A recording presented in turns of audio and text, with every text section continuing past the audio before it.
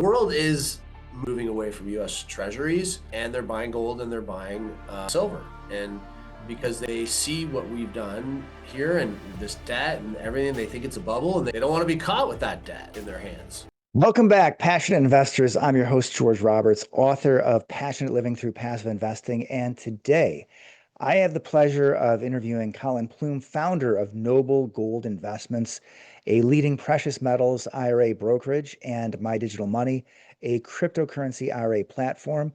He's also the best-selling author of Silver is the New Oil, a book that details how this commodity is playing a crucial role in shaping the economy of the future. And now it's time to introduce our exciting guest for the day, Colin Plume. Welcome to the show. George, thank you for having me, and excited to be on to talk about the redheaded stepchild of precious metals, silver, that now people are starting to appreciate a little bit. Oh, that's great. We have to talk about that in a moment, about how it is the redheaded stepchild. But first, when I start off the show, I like to give people an opportunity to introduce themselves. So that was my introduction. Okay. And I always say it's a little more interesting to hear from you. So tell our audience, who is Colin Plume? I am an entrepreneur. I have started many businesses. But fell in love with precious metals. Initially, as a kid, my grandfather gave me some junk silver coins when I was 8 years old, so about 40 years ago, and I put them out on the kitchen table and said, "Let's look through these, and I'm going to teach you about what real money is." And I didn't know what it was, and I, put my hands on it. And he'd say, "This is a dime. It says 10 cents, but it's really worth 60 cents." And I didn't understand. And this is a quarter, but it's really worth $1.50. And so we kind of try to teach me about that there's silver in there, that these were 90% silver, and that our money used to have silver. And so as a kid, I just thought it was cool. He wrapped it back up in the bag and he gave it to me. And that was my first investment that I didn't really know was an investment. I just thought these were fun coins. And over time, he gave me more of his collection. And then I, later in my career, ended up back in the gold and silver business. So it kind of happened full circle. But, the idea of what is money and what is value and what inflation and how money works has really been my whole career in precious metals. I've been doing this for 17 years now, studying but it started on my kitchen table at 8 years old with my grandfather. That's how it all began.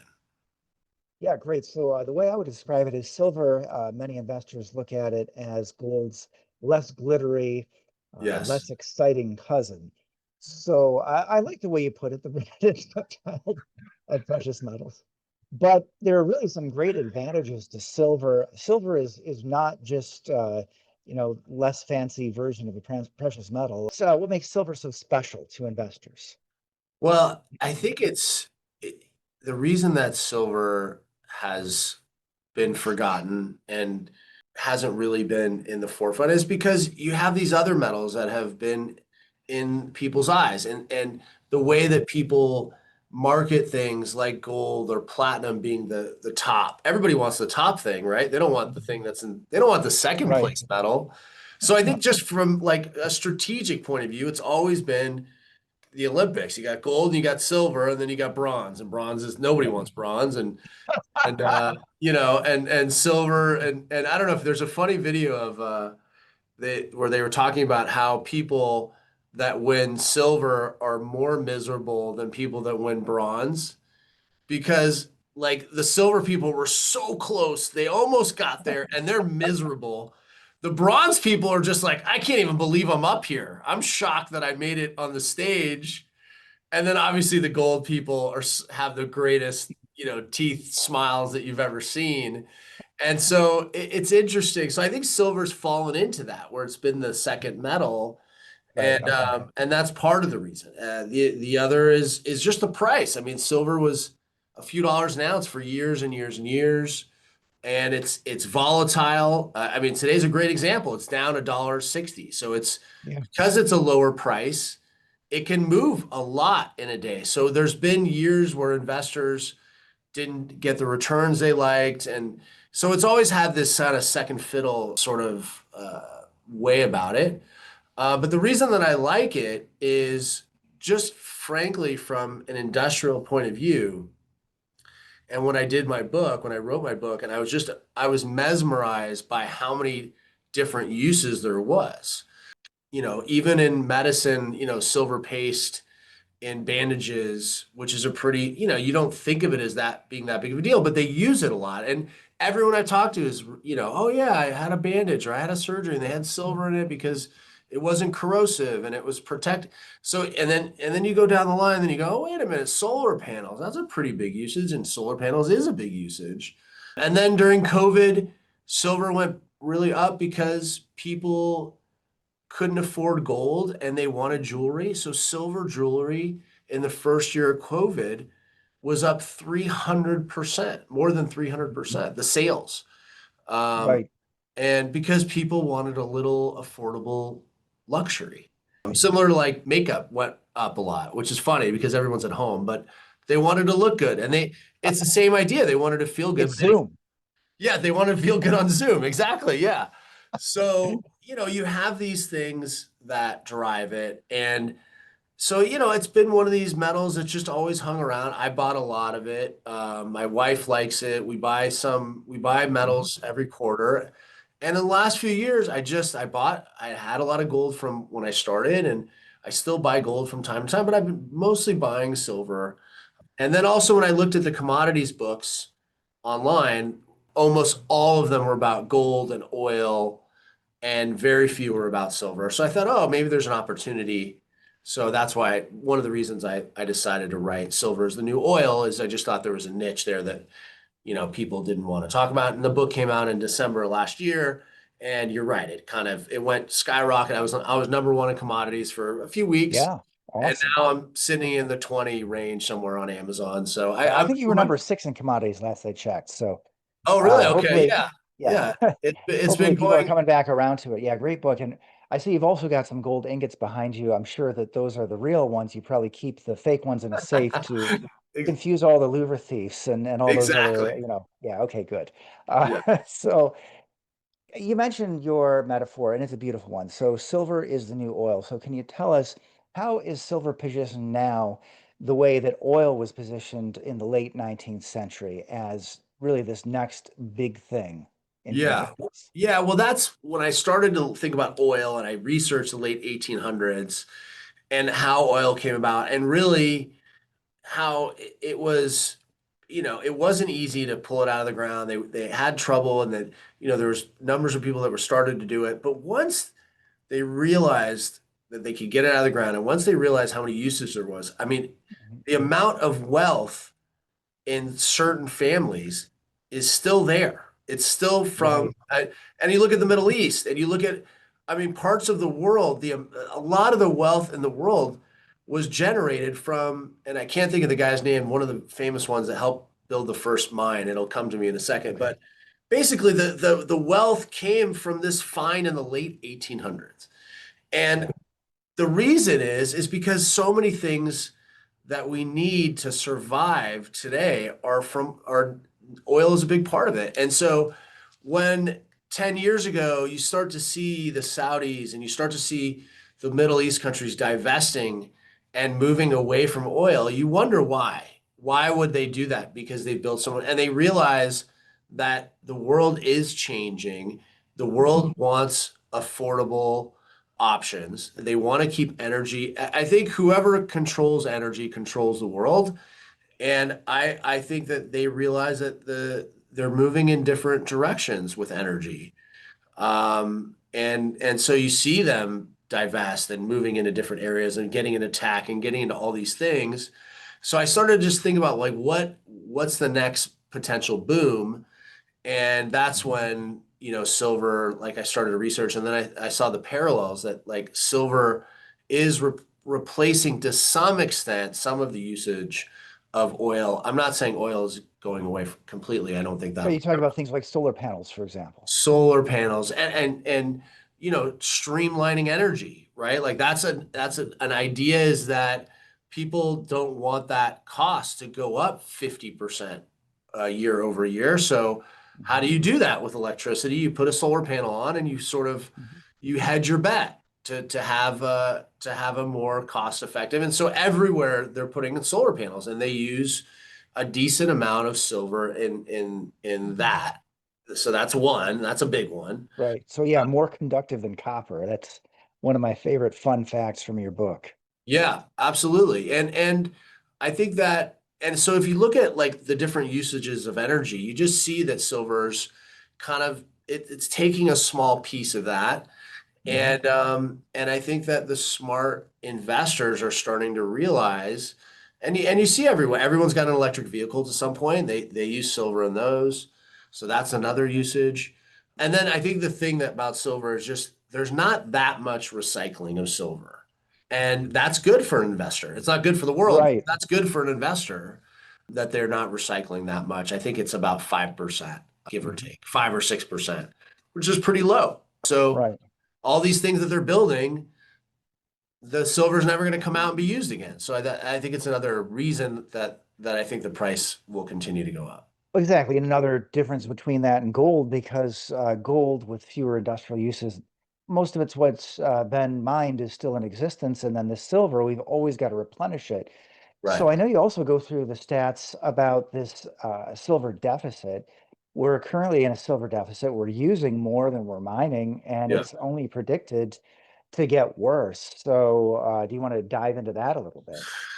Yeah. So it's a 147 million ounce shortage this year, which is interesting. And people ask me, well, what are they going to do? I mean, how do they, and really the highest bidder wins. And so so the US government last year, one of the things that was really hard to research was in defense usage of silver because Mhm. there's just nowhere to Yeah, get it. But we know right, it's a big part of it because they use it in right. drones. They use it in some of the missiles. They have silver, so there is usage, but we don't know. But all we know is when they buy. And so I think 2 months ago, they came out that this is the first time that U.S. government last year bought over $400 million in silver and 100 million in gold. So it was a 4-to-1 purchase silver to gold Okay. for our government.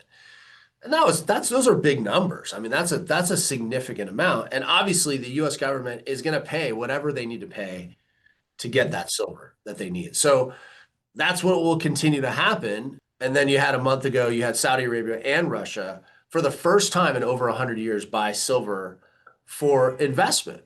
They buy Right. silver mines, they mine silver, they mine a lot of metals. But it was the first time that they bought silver about $150 million for an investment. And I thought that was pretty fascinating for that to Right. Monetary usage, moving back to that monetary usage is definitely a very interesting shift. So different approaches in different countries. Obviously, world reserve currency, we're not really thinking in terms of hard money at this point, but other countries are. Yeah, yeah, and it shows that the world sees what's happening and they continue to want to own it and hold it. And I found that them buying it for investment, I mean that they must know that the price will continue to go up. They want to have it, they want to diversify, and the world is diversifying from the dollar. I mean, 70%, if you went back 10 years ago, 70% of the central banks were holding US Treasuries. Now it's Mhm. like 57%. So relative to their holdings. So the world is moving away from the dollar. They're moving away from US Treasuries and they're buying gold and they're buying silver. And they see what we've done here and this debt and everything. They think it's a bubble and they don't want to be caught with that debt in their hands. Right. So because I do think there will be a point that we will not be able to pay back the debt. I mean, we're moving in that direction. I mean, there's only so much debt that you can pay back. I mean, we're the world's reserve currency, so we can keep making more money, but at some point, the world's going to Mhm. want to get repaid on the debt. Uh, Exactly. Some real money. Real money. Yeah. So that's the idea is the shift.